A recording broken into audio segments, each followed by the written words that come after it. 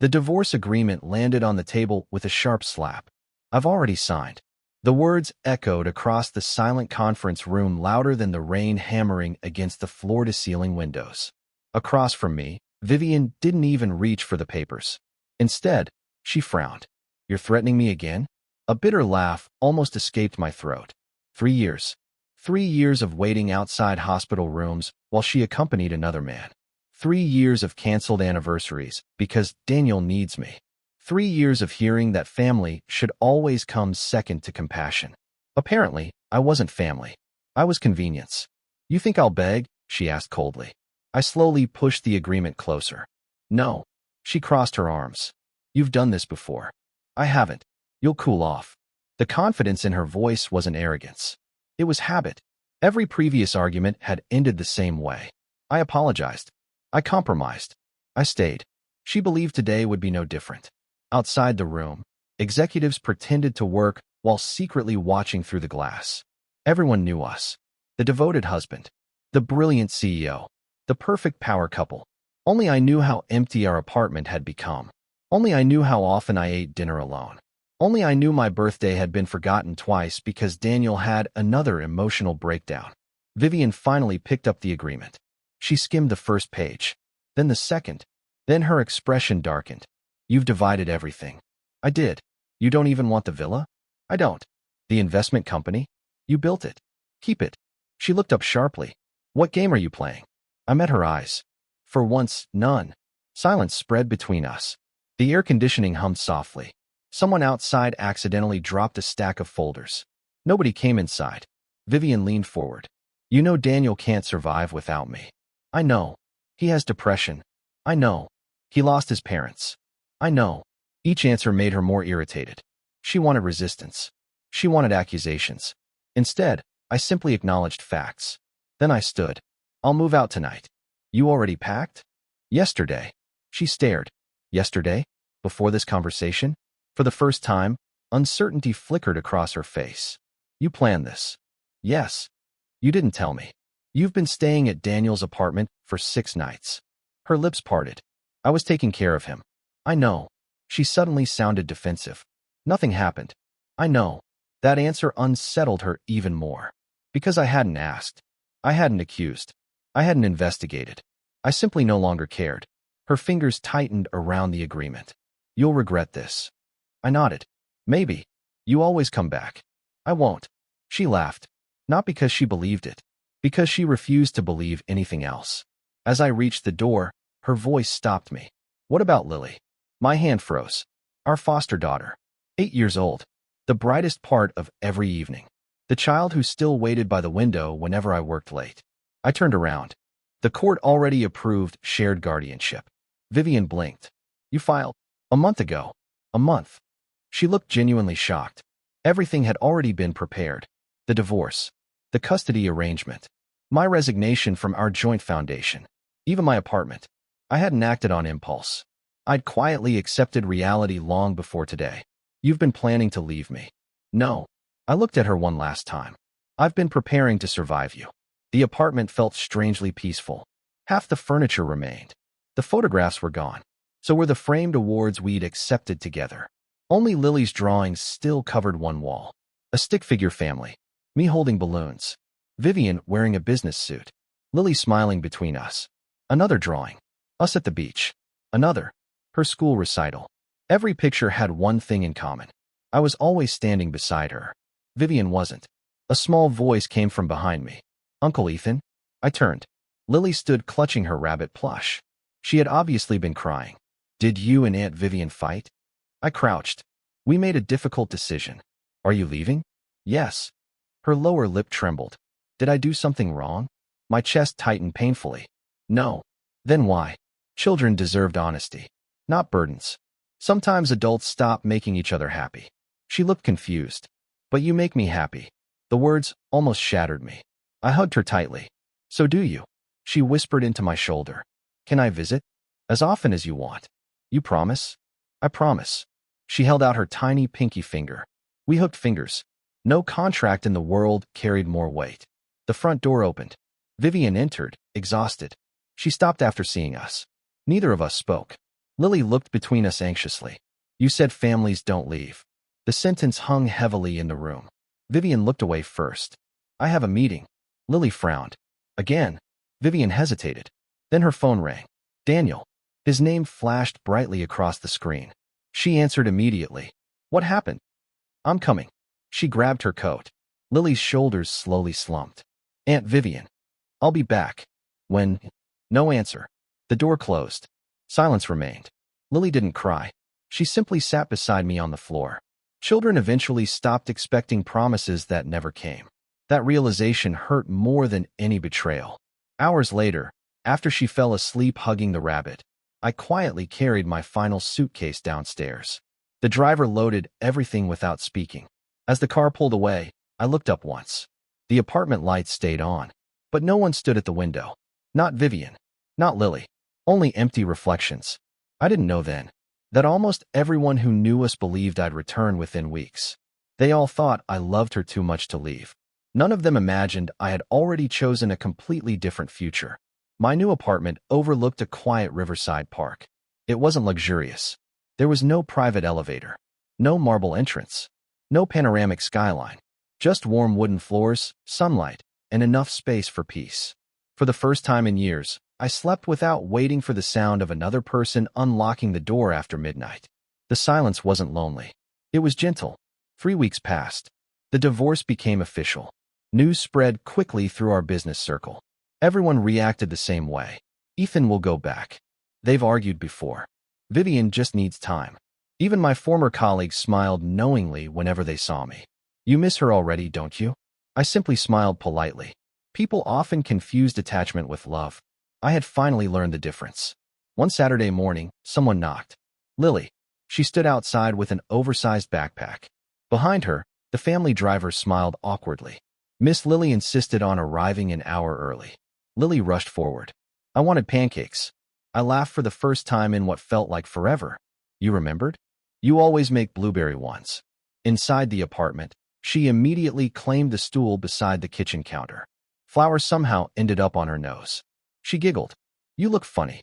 So do you. For the next 2 hours, we cooked, painted, and built an impossibly crooked cardboard castle. She talked nonstop. About school. About a classmate who cheated during a spelling contest. About a stray orange cat she wanted to adopt. She never mentioned Vivian. Until lunch. She quietly poked her rice. Aunt Vivian forgot Parent Day. I paused. Oh, she sent flowers. Another pause. My teacher said flowers can't clap. My grip tightened around the chopsticks. What did you do? I pretended Grandpa was busy. She smiled bravely. It wasn't that embarrassing. Children shouldn't have to protect adults from guilt. The afternoon ended too quickly. When the driver arrived, Lily hugged me tightly. Next weekend. After she left, the apartment felt larger again. That evening my phone rang. Vivian. I almost ignored it. Almost. What is it? Her voice remained composed. Lily talks about you constantly. I know. She wants to spend more time with you. I know. A pause. You seem different. I am. You don't ask where I am anymore. No.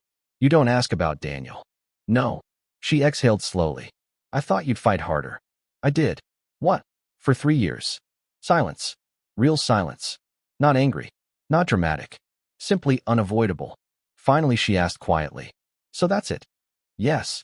She didn't hang up immediately. Neither did I. Eventually she whispered. I never thought you'd actually leave. I know. The call ended. I placed the phone face down. Outside, children laughed in the park. An elderly couple walked hand in hand. A young father chased his son across the grass with exaggerated monster noises. Life moved forward without asking permission. Months passed. Unexpectedly, I received an invitation to mentor entrepreneurs at a community innovation center. The salary was modest. The hours were reasonable. Most importantly, nobody cared about my divorce. One evening after a workshop, a little boy wandered into the classroom searching for his mother. He couldn't have been older than 6. He spotted me. Mister, can you tie shoes? I can. While kneeling to tie the loose lace, another voice hurried over. I'm so sorry. I looked up. A woman stood there slightly out of breath, carrying several children's art projects. She smiled apologetically. He escapes every chance he gets. The boy protested. I was exploring. She laughed softly. I'm Nora. Ethan. She thanked me and left with the child. It was an ordinary encounter. Nothing dramatic. Nothing faded. Just kindness between strangers. As I watched them disappear down the hallway, I realized something surprising. For the first time since the divorce, my heart wasn't looking backward. At exactly that moment, across the city, Vivian stood alone inside our old dining room. The table still had 3 chairs. One remained permanently empty. Lily quietly asked while coloring, "Can Ethan come home?" Vivian answered automatically, "He'll come back." Lily looked up with innocent certainty. "No." "Why do you say that?" "Because." She lowered her crayons. "He smiled today." Vivian froze. She suddenly remembered something she hadn't noticed in years.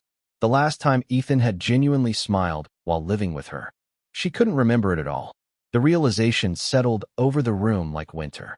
For the first time, doubt crept into the certainty everyone else still shared. Maybe he wasn't waiting anymore. Maybe the person they expected to return had already built the first stones of a completely different life. The first rumor reached me before the first apology. "I heard Vivian's been asking about you." I looked up from the stack of business proposals spread across my desk. Across from me, Director Chin stirred his tea with a knowing smile. "People always appreciate something after losing it." I closed the folder. "Sometimes. You don't sound interested." "I'm busy." He laughed. "I remember when you couldn't go an hour without checking your phone because of her." I smiled faintly. People change. The smile on his face slowly faded. No denial. No bitterness. Just a simple fact. People change. Saturday arrived exactly on schedule. At 9 o'clock, Lily burst through my apartment door carrying an enormous sketchbook. "I brought homework." "You sound excited about homework." "It's art homework." "That's different." She nodded seriously. "It counts." We spread colored pencils across the dining table. The assignment was simple. Draw your family. Lily stared at the blank page for almost 5 minutes. I didn't interrupt. Eventually, she drew herself first. Then she added me beside her. A house. A tree. The orange cat she'd been begging to adopt. Only after finishing everything else did she stop. Her pencil hovered uncertainly. "You don't have to rush." She bit her lip. "My teacher said everyone should draw the people who live with them. And I don't know where Aunt Vivian lives anymore." The words landed harder than she intended. Children never try to be cruel. They simply described reality. "She sleeps at home sometimes." Lily continued quietly. "But she's usually somewhere else." She erased something before I could see it. Then she folded the paper shut. "I'm done." She wasn't. But neither of us said anything. That afternoon, someone knocked again. Not Lily. Vivian. She stood outside carrying a paper bag from Lily's favorite bakery. For a moment, neither of us spoke. "You moved?" "Yes." "I didn't know where." "I didn't tell anyone." She looked around the apartment. There were plants by the windows. Bookshelves. Children's drawings already pinned beside the refrigerator. It looked lived in. Comfortable. Not temporary. I expected something smaller. "I only buy things I need now." Her eyes paused on the extra bedroom door. "Lily sleeps there?" "When she visits." A long silence followed. Finally, she held out the bakery bag. "I brought these." Lily already left. "I know. So, they're for you." I didn't take them. "You've never bought me pastries before." She lowered her hand. "I know." Everything she wanted to say seemed to arrive years too late. "I was nearby." "You drove 40 minutes." She blinked. "You checked?" "No." I pointed toward the parking lot. "Your driver always parks in the same place." She glanced outside instinctively. A tiny habit. Unchanged. "Ethan, I'm about to leave." "For where?" "I promised to help the community center renovate their library." "You volunteer?" "Yes." "Since when?" "Since I had time." She looked genuinely confused. "You hate public events." I hated pretending. Those words lingered between us. She searched my face as if trying to find the man she'd married. Instead, she found someone quieter, calmer, harder to read. "I'll leave." She turned, then stopped. "Do you ever miss us?" I answered honestly. "I miss who I thought we were, not who we became." She left without another word. The untouched pastries remained on the hallway bench until evening. I donated them to the security staff downstairs. 3 days later, Daniel appeared unexpectedly. He waited outside my office. He looked thinner than before. Nervous. "Ethan, what do you need?" I wanted to explain. "About what?" He hesitated. "Everything." "I don't." His shoulders stiffened. You think I stole Vivian? I think your relationship with her isn't my responsibility anymore. It wasn't like that. I'm sure you'll explain it to someone who still needs the explanation. His face reddened. You've changed. So people keep saying. You hate me. No. That answer unsettled him. I don't understand. I spent years blaming you. And now, I realized something. He swallowed. You accepted losing? I shook my head. I accepted that she made her own choices. Not yours. Not mine. Hers. Daniel stared silently. That truth left him nowhere to hide. Because if Vivian had chosen willingly, then no one else could carry the blame. He whispered, I never wanted your marriage to end. I believe you. His eyes widened. You do? Yes.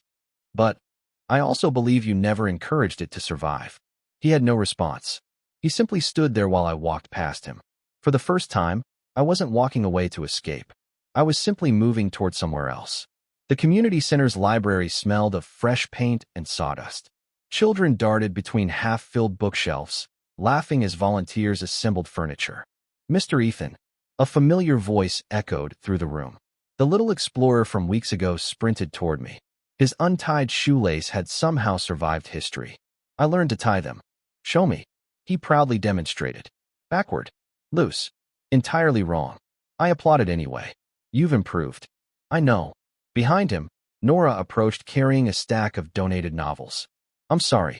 He thinks everyone's his friend. That's not the worst habit. She smiled. No. Over the next several hours, we unpacked books together. There was no awkwardness. No attempts to impress one another. Only ordinary conversation. What did you do before volunteering? She asked. Corporate consulting. Ouch. I laughed. That's the usual reaction. And now, I sleep better. She nodded as if that answer made perfect sense. It sounds like you escaped something. I walked away. That's harder. Maybe it was. Maybe staying had actually been harder. When the library officially reopened, dozens of neighborhood families arrived. Parents, grandparents, children. The room buzzed with noisy happiness. I noticed Lily the moment she rushed through the entrance. You came. I told you I would. She hugged me before immediately dragging me toward the reading corner. You have to see this. She proudly pointed at a tiny plaque fixed beneath one of the shelves. Donated by Ethan Carter. Her eyes sparkled. Now every kid can read here. I hope so. Nora's son wandered over carrying 2 comic books. Can she read with me? Lily looked at me. I nodded. Go. Within minutes, the 2 children were giggling over colorful illustrations as though they'd known each other for years. Nora quietly watched beside me. They get along fast. They're better at trust than adults. She smiled sadly. They usually are. A familiar pair of heels clicked against the wooden floor. Vivian. She stopped several meters away. She hadn't expected to see children surrounding me. She certainly hadn't expected laughter. Her eyes drifted toward Lily, then toward Nora, then toward the little boy happily calling. Mr. Ethan. For a brief second, something unreadable crossed her face. Not jealousy, not anger, confusion, as if reality had ignored the version she'd written in her mind. She approached slowly. Lily. Aunt Vivian. You didn't tell me you'd come here. I did.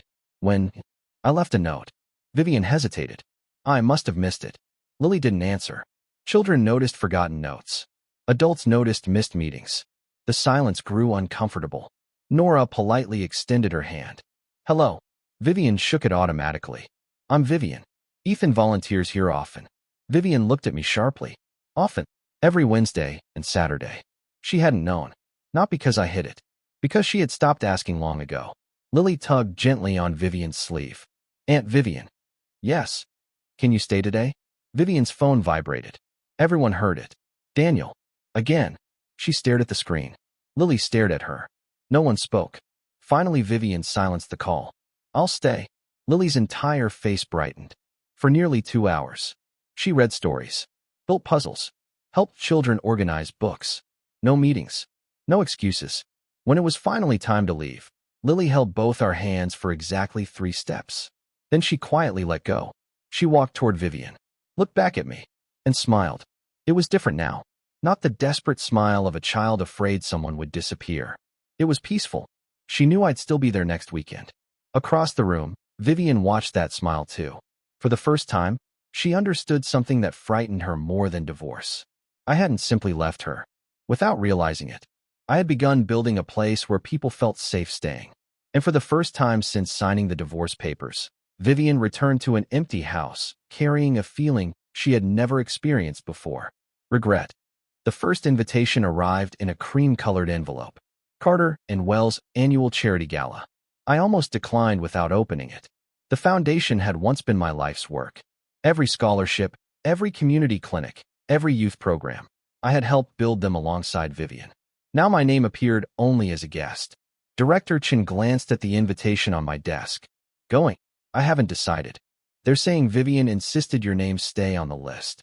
I slid the envelope into a drawer. That doesn't change anything. It might change something for her. I met his gaze. I'm not responsible for what she realizes too late. He gave a slow nod. Fair enough. That Saturday, Lily sat cross-legged on my apartment floor, carefully brushing the orange cat she'd finally convinced the local shelter to let us foster on weekends. His name should be Marmalade. He looks more like Pumpkin. Marmalade. You've clearly decided. She grinned triumphantly. I always do. The cat purred loudly in her lap. You know, she said without looking up, Aunt Vivian came home early yesterday. Did she? She made dinner. How was it? She scrunched up her nose. We ordered pizza. I couldn't help laughing. Lily laughed too. She burned the noodles. For a moment, the laughter faded. She's trying. I know. Lily stroked Marmalade's ears. Do grown-ups always wait until someone leaves before trying?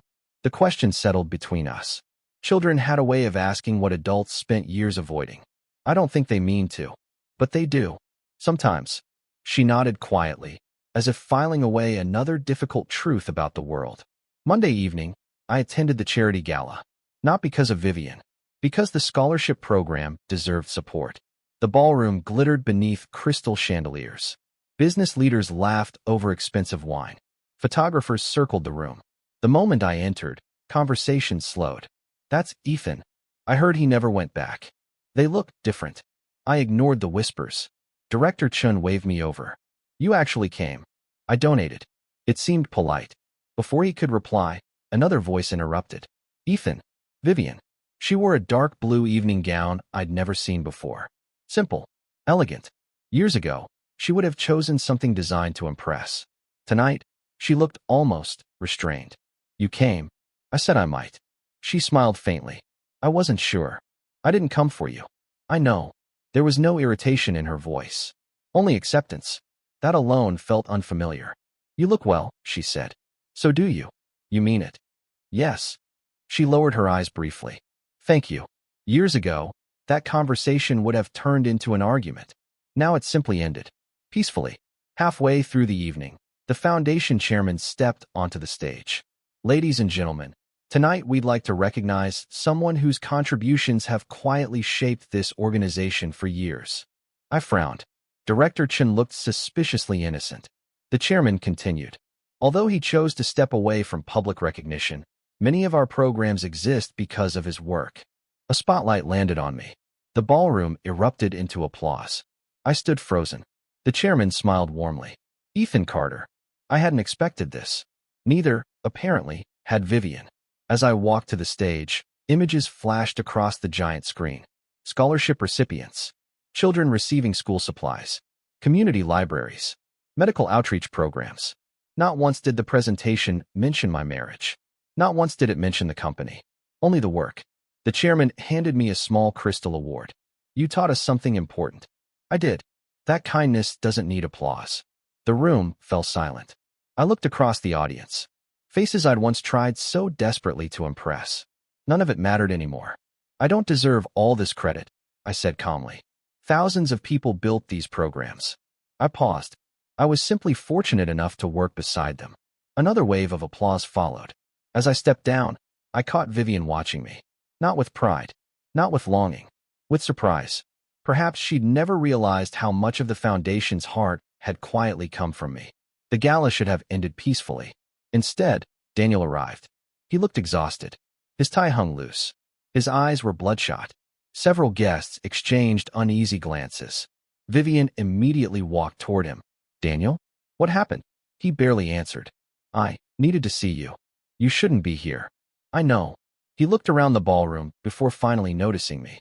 His shoulders sank. Ethan. I inclined my head politely. No anger. No hostility.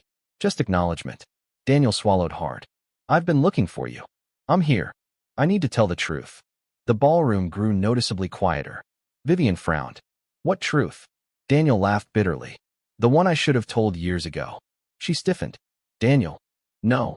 His voice cracked. I'm tired. He turned toward me first. You were right. I wasn't trying to be. I depended on Vivian far longer than I should have. The words echoed across the room. I kept telling myself I needed her. He looked at Vivian. And I never asked whether she was abandoning someone else to save me. Vivian's face paled. Stop. I won't. Guests were openly watching now. Some discreetly lowered their phones. Others pretended not to listen. No one actually looked away. Daniel continued quietly. The panic attacks became less frequent 2 years ago. Vivian stared. What? I didn't tell you. You said. I said I still couldn't manage alone. He laughed again, emptily. Because having someone always choose me felt comforting. Silence. Heavy. Painful. I wasn't lying about needing help. He looked down. But I stopped trying to stand on my own. Vivian whispered. Why didn't you tell me? Because you never asked if I was getting better. She blinked. I kept giving you reasons to stay. His voice trembled.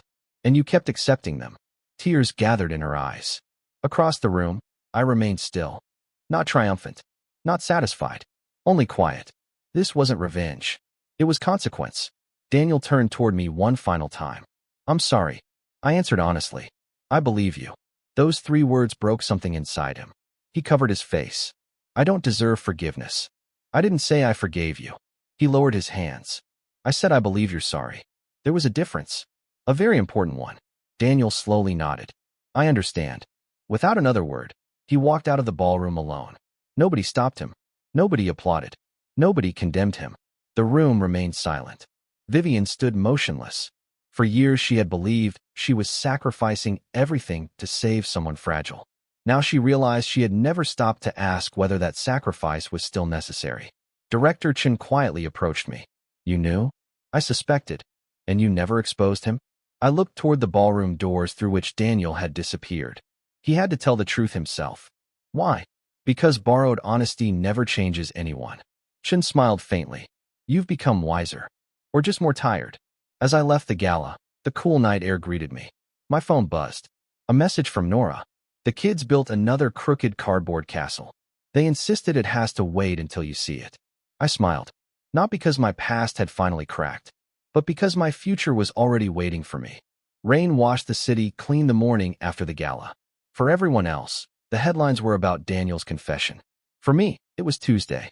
I was helping 8-year-olds paint bookshelves. The community center buzzed with the usual cheerful chaos. Mr. Ethan, Marmalade the orange cat, had somehow escaped his carrier again. 3 children chased him between the shelves.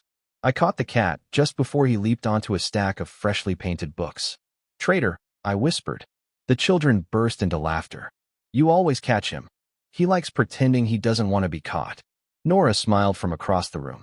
Sounds familiar. I laughed softly. Maybe. Life had become strangely ordinary. And ordinary, I realized, was precious. My phone vibrated. Director Chun. Ethan. Morning. I think you should see today's board meeting. I'm not on the board anymore. I know. But this concerns your old foundation. I don't want to interfere. You won't have to. His tone carried an unusual seriousness.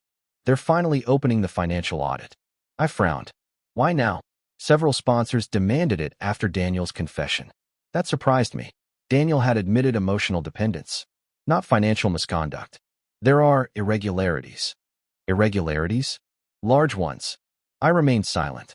During my years at the foundation, every donation required 3 signatures. Transparency had always mattered. Unless someone had changed the system after I left. I'll think about it. By afternoon, I found myself sitting quietly in the back row of the foundation's conference hall. No spotlight. No announcement. Just another observer. Board members whispered nervously. Stacks of audit reports covered the long table. The chief auditor adjusted his glasses. We have completed a preliminary review of expenditures over the last 18 months. Vivian sat perfectly still. She looked exhausted. Not from lack of sleep. From weeks of slowly watching her certainty collapse. The auditor continued. Several emergency assistance programs exceeded their approved budgets. A director interrupted.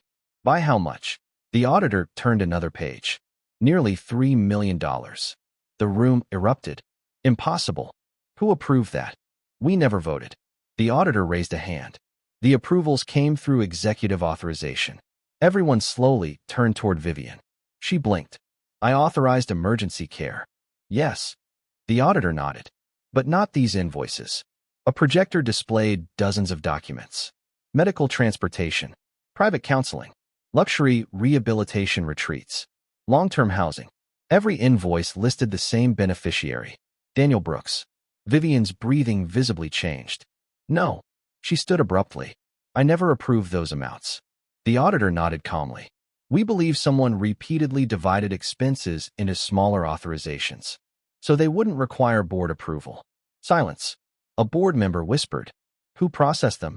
The answer appeared on the screen. Deputy Finance Director. Leon Hayes. I remembered him. Efficient. Quiet. Always agreeable. He joined only months before I resigned. Director Chen leaned toward me. You warned us his oversight procedures were weak. I suggested stronger controls. They ignored you. I know. Leon was escorted into the room. His face had already lost its color. I can explain. Please do. The chairman replied. Leon glanced desperately toward Vivian. I only followed instructions. My instructions? You said Daniel's treatment couldn't be interrupted. I never said steal. I thought. You thought no one would notice. His shoulders collapsed. For nearly 20 minutes, evidence continued appearing. Forged approvals, split invoices, vendor kickbacks. Every shortcut justified by the assumption that nobody questioned spending done in Daniel's name. Vivian slowly covered her mouth. She wasn't just witnessing fraud. She was witnessing what happened when blind trust replaced accountability. No one looked at me. No one needed to. Years ago, I'd argued for tighter audits, stricter approvals, independent reviews. Those recommendations had been dismissed as unnecessary. Today, they were reading the price of that decision.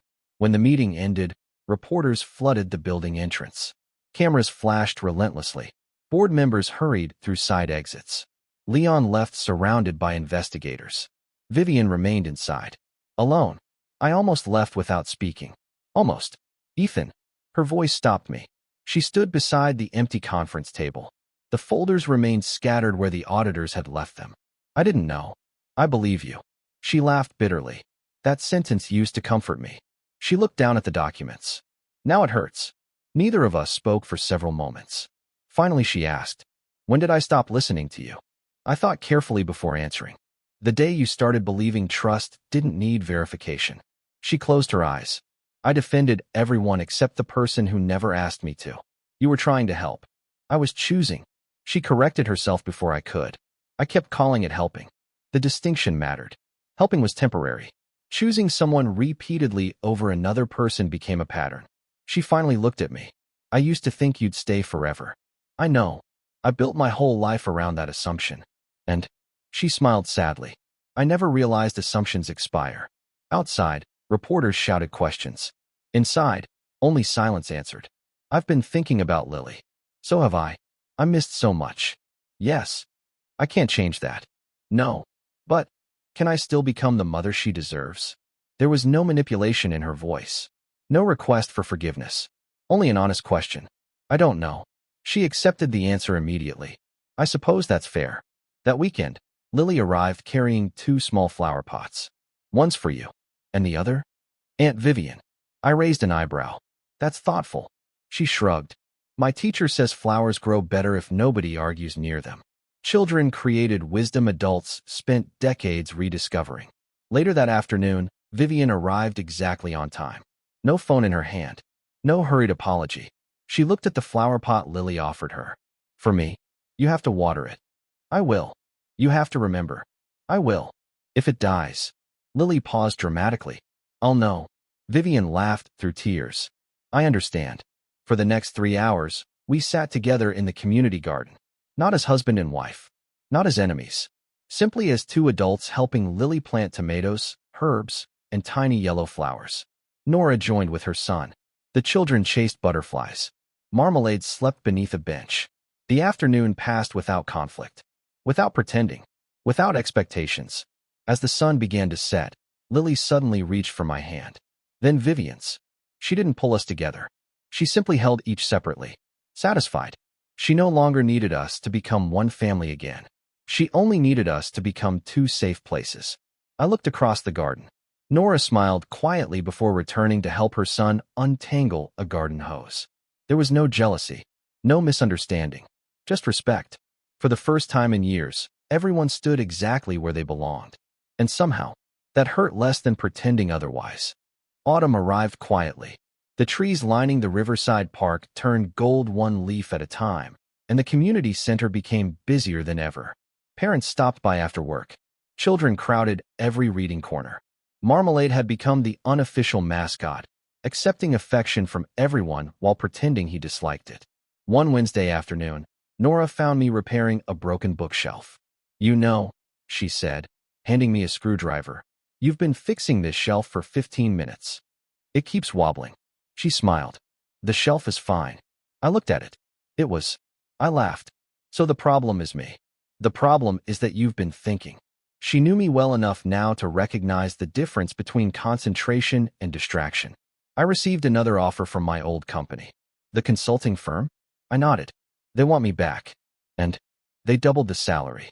She leaned against the shelf. "Will you accept?" I looked around the library. Lily sat in the corner reading aloud to 3 younger children. Nora's son proudly showed another volunteer how to organize picture books. Outside, elderly neighbors tended the vegetable garden we had planted months earlier. I've spent years building companies. And now, I think I'd rather build people. Nora didn't answer immediately. Finally, she smiled. I had a feeling. A week later, the foundation announced sweeping reforms. Independent audits. Transparent funding. New leadership elections. To my surprise, the chairman invited me to attend. Not as an executive, as an advisor. When I entered the meeting room, several former board members stood. Not out of obligation, out of respect. The chairman spoke first. "We owe you an apology. You don't owe me anything. We ignored your recommendations. You made the decisions you thought were right. We made convenient decisions." The room fell silent. He continued. "We'd like your guidance." I considered the request carefully. "I won't return." Several faces fell. But hope returned to their expressions. "I'll help train whoever takes responsibility next." The chairman smiled. "That's more than we deserve." It isn't about deserving. It's about preventing the same mistakes. That answer ended the discussion. Not with applause, with understanding. That evening, Vivian waited outside the building. She looked healthier, still tired, but no longer constantly rushing somewhere else. "I heard you refused the position." "I did. You would have been an excellent chairman. I don't need the title." She nodded. "I finally understand that." We walked slowly toward the parking lot. Neither of us hurried to fill the silence.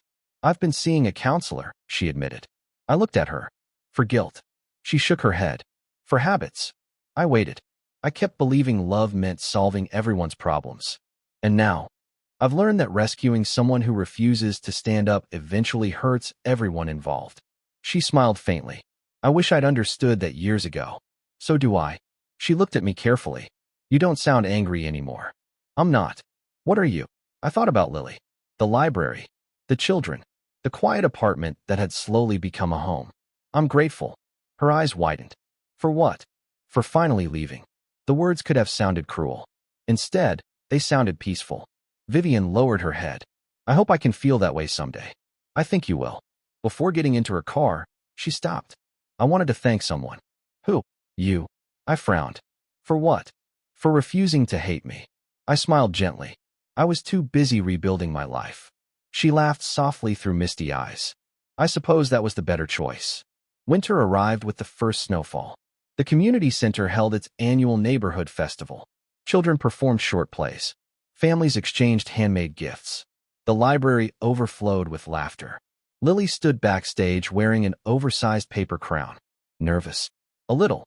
"You'll do great." She nodded confidently. "I know. Some things never changed." The performance ended to thunderous applause. Lily spotted me immediately. I remembered every line. "You absolutely did." She hugged me tightly before running toward Vivian. "Aunt Vivian, did you see? I saw every second. And you were incredible." Lily beamed. Then she did something unexpected. She grabbed Nora's hand, then mine, then Vivian's. Picture. A volunteer lifted a camera. We stood together, not pretending, not replacing one another, simply sharing one happy moment in Lily's life. The camera clicked. Years from now, that photograph would tell a quiet truth. Families did not always survive by staying together. Sometimes they survived by learning new shapes. Later that evening, Nora and I walked through the snowy park while the children chased each other ahead. "You seem lighter," she said. "I am. No ghosts today. They still exist." She smiled. "But they stopped living in my house." She looked toward Lily, laughing with her son. "You've given a lot of people a home." "I didn't mean to. Maybe that's why it worked." Her words lingered.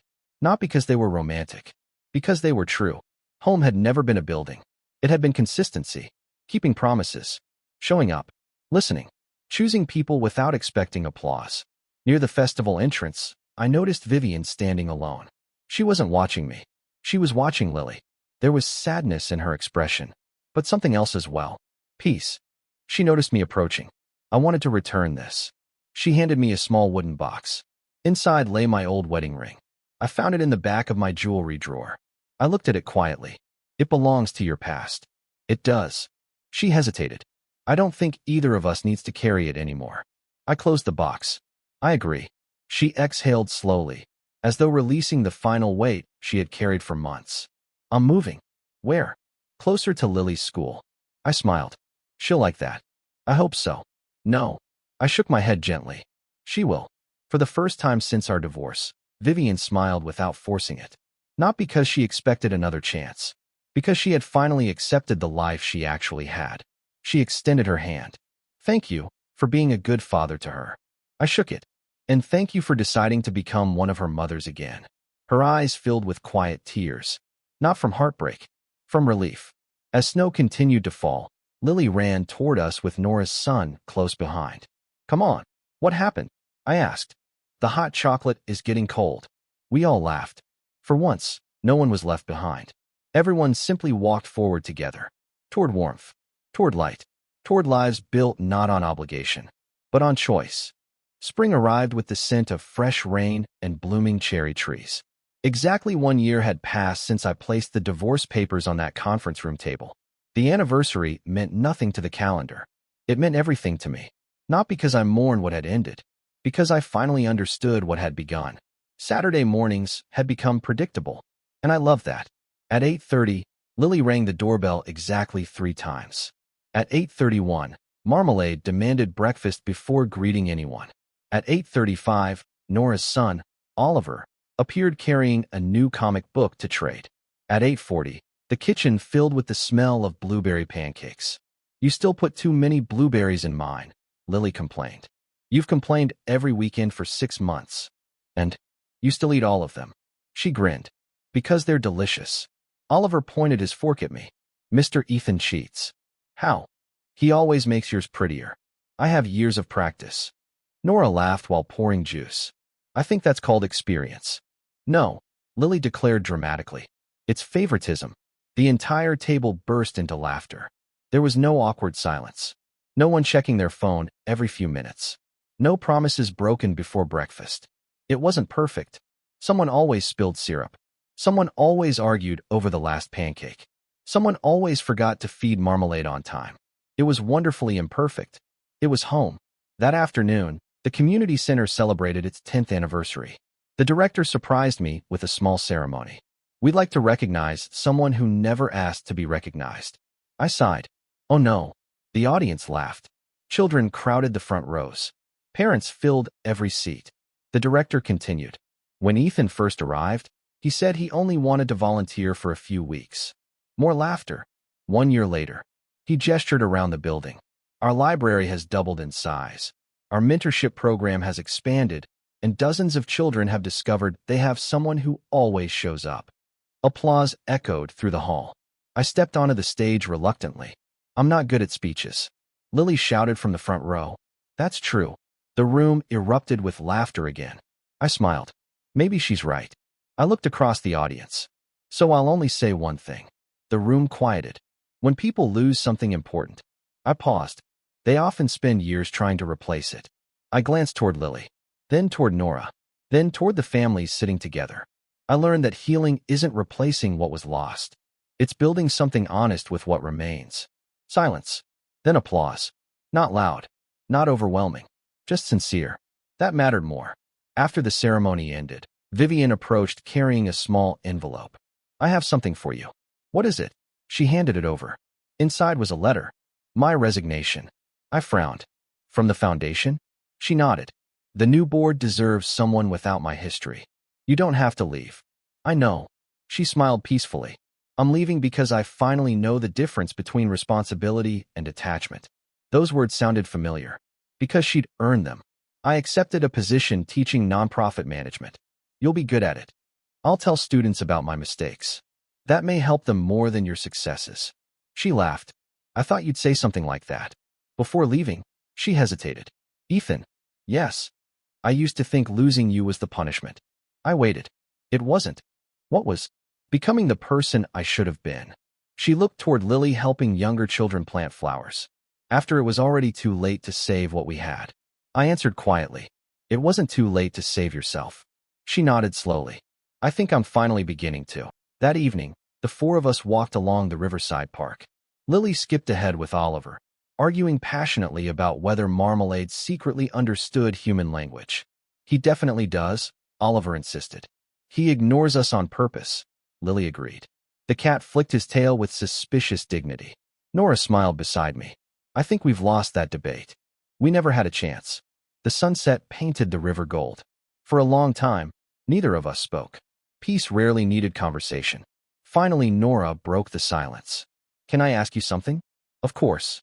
When you first came to the library, she looked at the children. Did you expect any of this? I followed her gaze. Lily laughing. Oliver chasing Marmalade. Families filling the walking paths. No. What did you expect? I expected to survive. And now? I smiled. I've learned how to live. She reached for my hand. Not dramatically. Not hesitantly. Simply because it felt natural. I held it. Neither of us rushed to define the moment. Some relationships didn't begin with fireworks. They began with quiet consistency. With trust built one ordinary day at a time. Several months later, Lily's school held Family Day. The teacher welcomed parents, grandparents, guardians, and anyone the children considered family. Lily stood proudly before her class. My family is a little different. Several children listened curiously. I have Aunt Vivian. Vivian smiled from the audience. I have Ethan. I waved. I have Nora. Nora smiled warmly. And Oliver. Oliver saluted dramatically, making the class laugh. The teacher asked gently, and who are they to you? Lily thought for only a second. They're the people who always come. No one spoke. No explanation could have improved those 5 words. The teacher quietly wiped away a tear. So that's what family means to you. Lily nodded with complete certainty. They stay. As everyone left the classroom, Vivian walked beside me. You were right. About what? A family doesn't always end when people separate. She looked toward Lily running between us and Nora. It ends when people stop choosing each other. I smiled. And this one? She watched Lily throw her arms around Oliver after he tripped over his own shoelaces. This one keeps choosing. Years later, people would still ask why I never fought to win my marriage back. The answer never changed. Because love that had to be begged for was already gone. Because revenge would have chained me to yesterday. Because forgiveness wasn't pretending nothing happened. It was refusing to let pain decide the rest of my life. Everyone thought I'd stay. Instead, I walked away. I kept my promises to the child who needed me. I stopped protecting people from the consequences of their own choices. I found purpose where I least expected it. And without ever trying to replace the family I lost, I quietly built a new one. The greatest truth was never that Vivian couldn't accept I had left. It was that, in the end, she finally accepted why. And once she did, we were all finally free.